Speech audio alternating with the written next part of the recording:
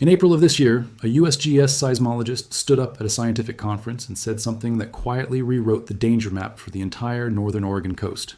For years, scientists had estimated that the Juan de Fuca plate, the massive slab of oceanic crust diving beneath the Pacific Northwest, sat roughly 25 kilometers below the coastline at its shallowest point near the surface.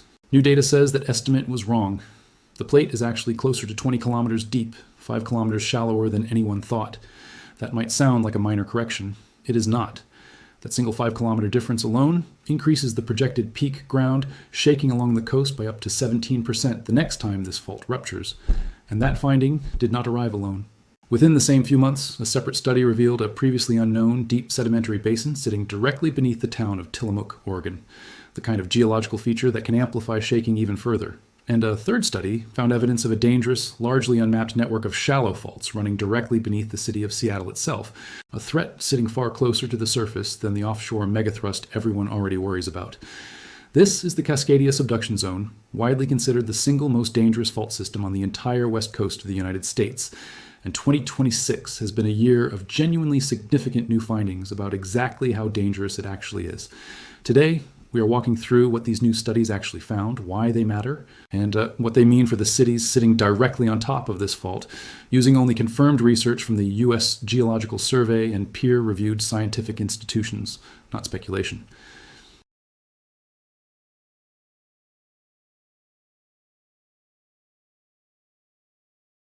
Let's start with the basics, because understanding why Cascadia is considered so uniquely dangerous is the key to understanding why every one of these new findings matters so much.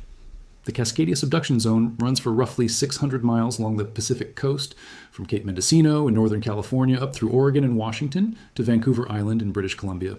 Unlike California's famous San Andreas fault, which is what geologists call a transform fault, two plates grinding horizontally past each other, Cascadia is a megathrust subduction zone, where the Juan de Fuca plate is being forced directly underneath the North American plate and dragged down into the mantle. That distinction matters enormously, because megathrust faults are capable of producing the largest earthquakes on Earth, magnitude 9 and above, far beyond what a transform fault like the San Andreas can typically generate. The reason comes down to sheer geometry. A transform fault like the San Andreas ruptures along a relatively narrow vertical plane, limiting how much fault surface area can slip in a single event. A megathrust fault like Cascadia ruptures along a broad, gently sloping interface where one entire plate is sliding beneath another across a vast area, sometimes hundreds of miles long and dozens of miles wide. More fault surface area able to slip simultaneously means more stored energy can release at once, which is exactly why every single earthquake, larger than magnitude 8, 5 ever recorded on Earth, including the 1960 Chile earthquake, the largest ever measured, and the 1964 Alaska earthquake, the largest ever recorded in the United States, occurred on a megathrust subduction zone rather than a transform fault. Cascadia belongs to that same exclusive, most dangerous category of fault, which is precisely why seismologists treat it with a level of concern that goes beyond even California's most famous fault systems.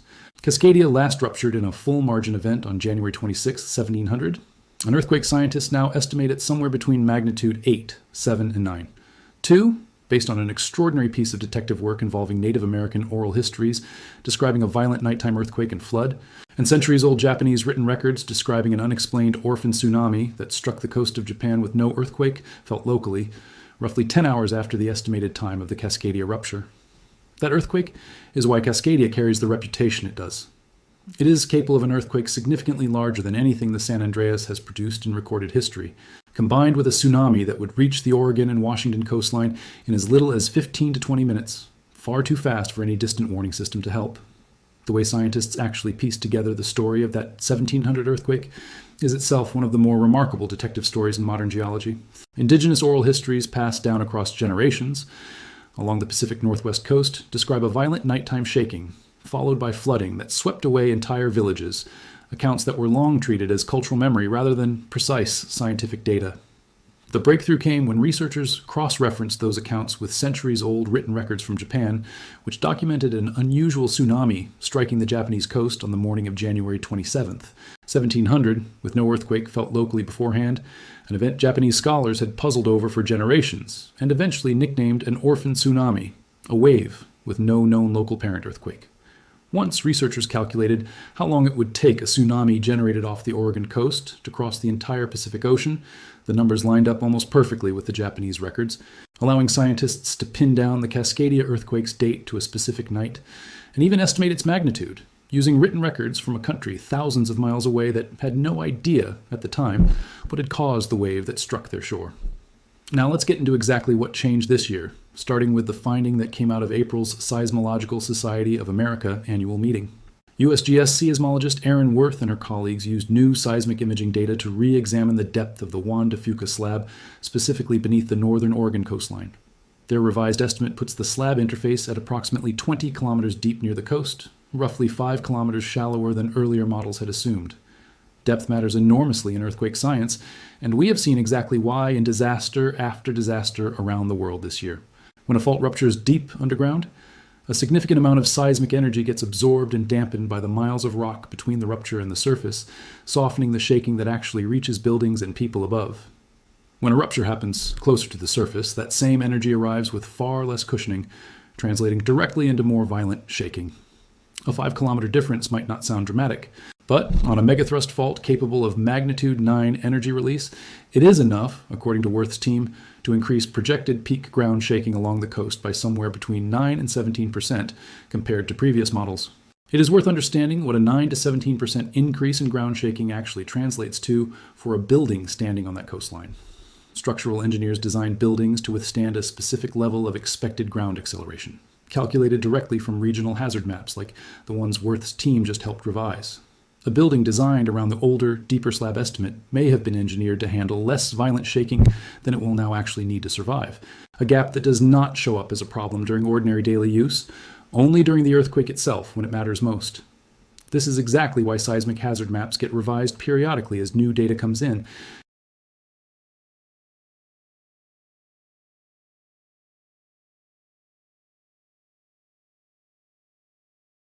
That same research effort identified something else entirely underneath the town of Tillamook on the northern Oregon coast, a previously unmapped deep sedimentary basin. Sedimentary basins matter to earthquake engineers because of how seismic waves behave once they hit soft, loosely packed sediment instead of solid bedrock. Waves traveling through bedrock move through relatively efficiently, but once they hit a basin filled with softer sediment, they slow down and effectively pile up on top of each other, amplifying the shaking intensity in a way that can make the difference between moderate damage and catastrophic structural failure. This is not a hypothetical concern. It is exactly the mechanism that turned parts of Mexico City into a disaster zone during the 1985 earthquake, despite the epicenter sitting hundreds of miles away, because much of the city sits atop a former lakebed full of soft sediment that amplified distant shaking dramatically. Picture the difference between tapping a solid wooden table and tapping a bowl of gelatin sitting on that same table. The tap on solid wood transmits energy quickly and predictably, dissipating almost immediately. The tap on the gelatin causes it to wobble, sometimes for several seconds after the initial tap, as the soft material continues absorbing and re-releasing that energy internally. A sedimentary basin behaves similarly when seismic waves pass through it. The soft, loosely consolidated material can trap and amplify shaking well beyond what the same earthquake would produce on solid bedrock just a short distance away. That is exactly why two neighborhoods sitting the same distance from an earthquake's epicenter can experience dramatically different levels of damage.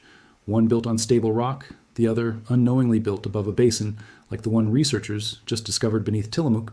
Discovering a similar, previously unknown sedimentary basin directly beneath an Oregon coastal community means engineers and emergency planners now have to factor an entirely new amplification risk into their models for that specific town, one that did not exist in hazard maps just a year ago. While researchers were re-examining the coastline, a completely separate team was looking much closer to home for millions of Pacific Northwest residents, directly beneath the city of Seattle. Most public conversation about Cascadia focuses on the offshore megathrust, the single massive fault capable of the region's largest possible earthquake. But a new study published in the scientific journal GSA Bulletin, led by USGS research geologist Dr. Stephen Angster, examined a complex, interconnected system of smaller crustal faults running directly underneath Seattle and its surrounding communities. And the findings suggest these faults may be considerably more active than previously understood. Angster, whose specialty is paleoseismology, the study of prehistoric earthquakes preserved in the geologic record, focuses specifically on figuring out when and how often these local faults have ruptured in the past, work that helps researchers estimate when the region might be entering the window for the next one. That kind of research involves genuinely painstaking fieldwork, digging trenches directly across a suspected fault line and reading the layered soil like pages in a book. A sudden shift in a soil layer, a buried stream channel that was abruptly offset, or a layer of sand deposited by an ancient tsunami can all serve as physical evidence of a past earthquake. And radiocarbon dating organic material trapped in those layers lets researchers estimate roughly when each event occurred. Piecing together enough of these trenches across enough sites eventually builds a chronology of a fault's past behavior stretching back thousands of years. The same basic method that has been used to study major fault systems around the world, from California's San Andreas to Japan's Hinagu fault zone. Applying that method to the network of faults running beneath Seattle itself is exactly what allowed Angster's team to conclude that this local fault system has been more active, historically, than previous, less detailed studies had suggested. Here is why this finding matters just as much as the offshore discoveries, even though these local faults are individually much smaller than the Cascadia megathrust. Proximity changes everything in earthquake science. A magnitude 9 rupture on the offshore megathrust, while catastrophic, is still located dozens of miles from Seattle itself, meaning some of its energy dissipates before reaching the city. A shallow, crustal fault rupturing directly underneath Seattle, even at a much lower magnitude, perhaps a 6, 5 or 7, can produce more violent, damaging shaking in the immediate area simply because the rupture is so much closer to the surface and so much closer to the people living directly above it. This is the same basic principle that made the shallow, 10-kilometer deep rupture beneath Venezuela's coastline this past summer so devastating, despite what might otherwise have seemed like a moderate depth. Distance and depth consistently matter as much as raw magnitude when it comes to how much damage an earthquake actually does to the people standing above it. And Angster's research suggests Seattle may be sitting on more of these close, shallow risks than anyone had previously mapped in detail. None of these three findings, the shallower slab, the hidden Tillamook Basin, or the more active Seattle faults, are predictions that an earthquake is coming soon. Earthquake prediction, in the sense of forecasting an exact date, remains scientifically impossible, and none of the researchers behind this year's findings have claimed otherwise. What these studies actually do is refine the hazard models that regional governments, engineers, and emergency planners rely on to make real, practical decisions, which buildings get prioritized for seismic retrofits, how tsunami evacuation routes get designed, what building codes require for new construction in specific coastal towns, and how insurance risk gets calculated for communities up and down the coast. A hazard model that underestimates shaking intensity by even 10 or 15% can mean the difference between a building code that actually protects people and one that falls short exactly when it matters most, which is why researchers treat model refinement as an ongoing, never-finished responsibility rather than a box to check once and move on from. That is precisely why findings like these, even without predicting when the next earthquake will strike, represent genuinely significant new information. The practical chain from a research finding like this to an actual change on the ground is longer than most people realize, but it is real and it moves. Updated hazard estimates from studies like Worth's typically feed into the U.S. Geological Survey's National Seismic Hazard Model, a periodically revised map used directly by state and local governments to set building code requirements. Once that model incorporates a revised estimate, new construction in the affected area is legally required to be engineered for the updated shaking level, and existing public buildings, schools, hospitals, and fire stations become eligible for reprioritization in state seismic retrofit funding programs based on the updated risk. Insurance companies use the same underlying hazard data to price earthquake coverage in affected areas. None of this happens overnight, and none of it retroactively strengthens a building that was constructed under an older, less accurate hazard estimate. But it does mean that a finding like Worth's is not simply an academic curiosity. It is the beginning of a process that eventually reaches into building codes, school retrofit priorities, and insurance premiums across the region. It helps to understand just how seriously the Pacific Northwest has had to reckon with this fault's potential consequences over the past decade.